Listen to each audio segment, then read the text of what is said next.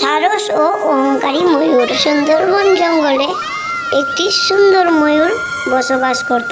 জঙ্গলের সব পশু পাখিরা তার গুণগান করত, তাই তার সুন্দর পাখার উপর খুবই গর্ব ছিল। টিপ টিপ বৃষ্টিতে আমি নাচি ডিঙ্কা চিকা ডিঙ্কা চিকা হো। টিপ টিপ বৃষ্টিতে আমি নাচি ডিঙ্কা চিকা হো। আমার মতো কেউ নাই এখানে, সবাই দেখে বলে বাবা বাবা বাবা।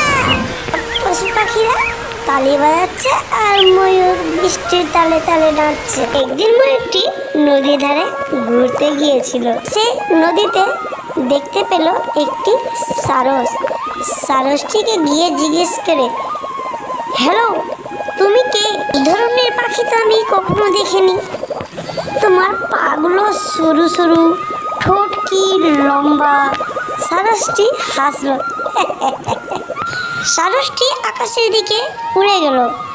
ময়ূরটি দেখছে নিচে থেকে আর মনে মনে ভাবছে, আরে এই পাখি তো অদ্ভুত, কি সুন্দর ডানা মেলে উড়ছে, মনে হচ্ছে মেঘের সঙ্গে কথা বলছে।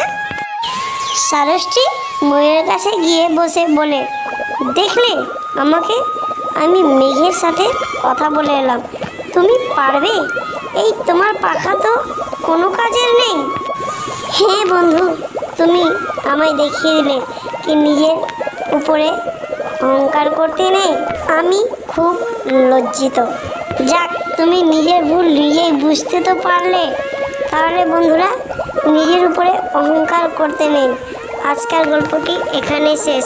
গল্পটি যদি ভালো লাগে লাইক করবেন, শেয়ার করবেন আর সাবস্ক্রাইব করবেন। দেখা হচ্ছে আরেকটি নতুন গল্পের সাথে।